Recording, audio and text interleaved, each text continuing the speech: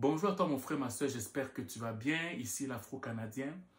Aujourd'hui, on va parler d'un sujet qui a pour but de t'encourager, de te motiver. Toi qui viens juste d'arriver ou toi qui es là depuis il n'y a pas très longtemps pour que tu puisses être focalisé même si tu vois des difficultés. Parce que je me suis rendu compte que beaucoup d'entre nous, quand on arrive, on quitte d'Afrique et des Caraïbes, on arrive au Canada, on a beaucoup de plans, beaucoup de projets. Et à cause des difficultés, soit on abandonne complètement ces projets-là, soit, qu'est-ce qu'on fait? Je vais dire, on se compromet, on se séduit en se disant que non, bon, on va faire autre chose, mais parce que le projet-là, finalement, c'est irréalisable. C'est comme immature de continuer de croire alors qu'il y a des réalités, alors qu'il y a des factures qui attendent, alors qu'il y a des engagements qui attendent. Non. Même si tu es un papa responsable d'une famille que tu as pu faire venir au Canada en provenance d'Afrique ou des Caraïbes, toi, papa, tu peux encore rêver. C'est là parce que tu as 50 ans, 60 ans que tu ne peux pas rêver. Il y a peut-être des choses que tu ne peux pas faire en Afrique ou dans les Caraïbes que le Canada te donne la possibilité de faire. Pourquoi tu ne prends pas l'opportunité? Pourquoi tu ne prends pas l'opportunité, papa? Ce n'est pas une question d'âge. Si tu as toujours rêvé, par exemple, d'être un comptable agréé, mais il y a les formations pour ça. Il y a le pré-bourse pour ça. Il veut dire, en fait, il y a tous les moyens qui te permettent de t'accomplir, et ce, peu importe ton âge. Tu peux me dire que parce que tu as 45 ans, tu ne peux plus faire comme les enfants, comme vous aimez toujours dire ça, vous les parents africains, là. Je suis plus un enfant de rêver à aller faire des trucs de rêve. Je dois maintenant chercher le travail, faire une petite formation, chercher le travail pour pouvoir payer les factures. C'est ça un homme responsable. Non.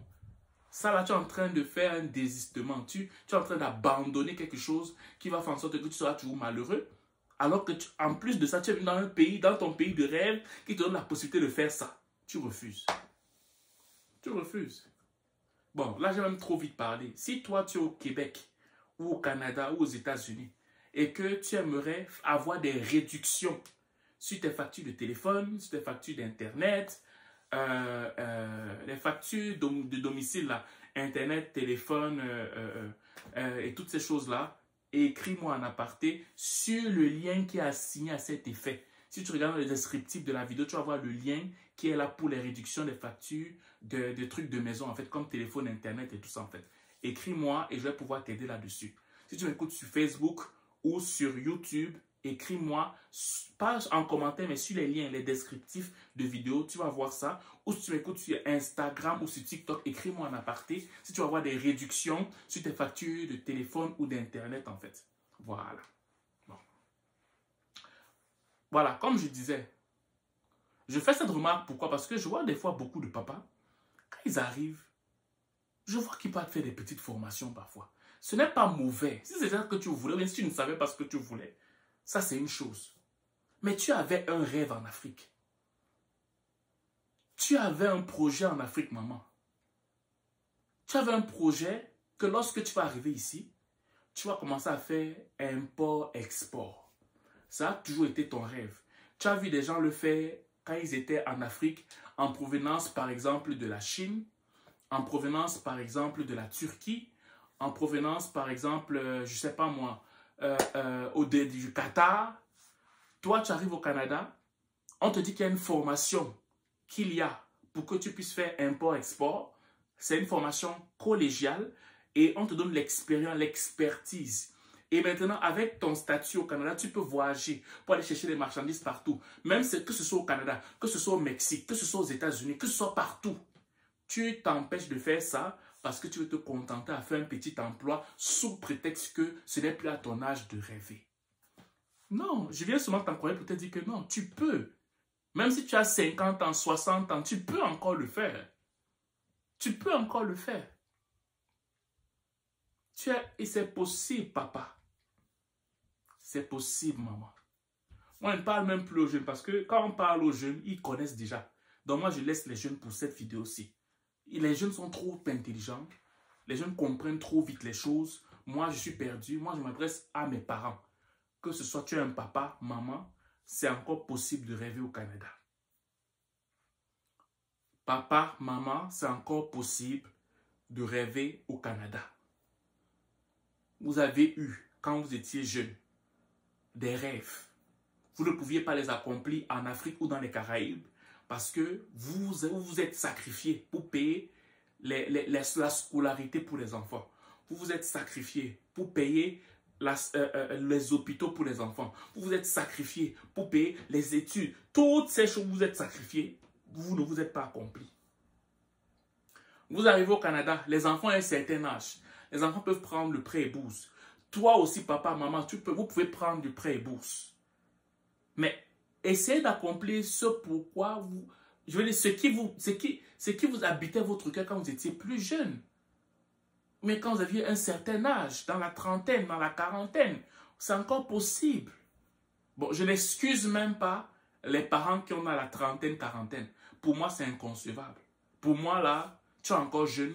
Pour moi, si tu commences à entrer dans l'histoire de contentement, pour moi même, tu es inexcusable. Moi, je commence à parler même dans la cinquantaine, en fait.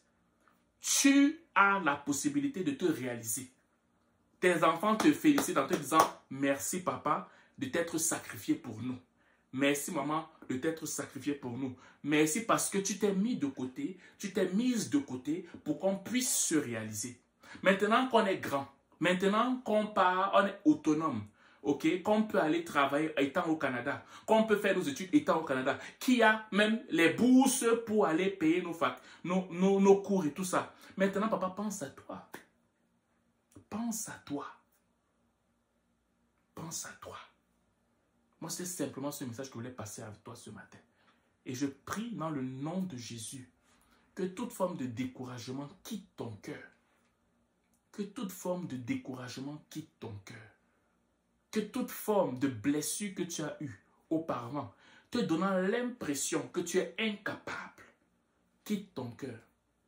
En fait, il y a surtout des mamans que j'ai vues, il y a des femmes que tellement elles ont été minimisées, banalisées en Afrique, qu'elles ne veulent même pas faire l'auto-école. Parce qu'on leur a fait croire qu'elles ne peuvent même pas conduire une voiture. Oui. Que le Seigneur Jésus te guide, te délivre de toutes ces forteresses de pensée qu'on t'a imprégnées dans ton cœur. Que le Seigneur Jésus te délivre de toute forme de pensée qui apaise ton âme, te faisant croire que tu es incapable. Tu es capable de faire ces choses. Le courage envahit ton cœur. Le courage envahit ton cœur. Et tu es capable de te réaliser ici. Voilà.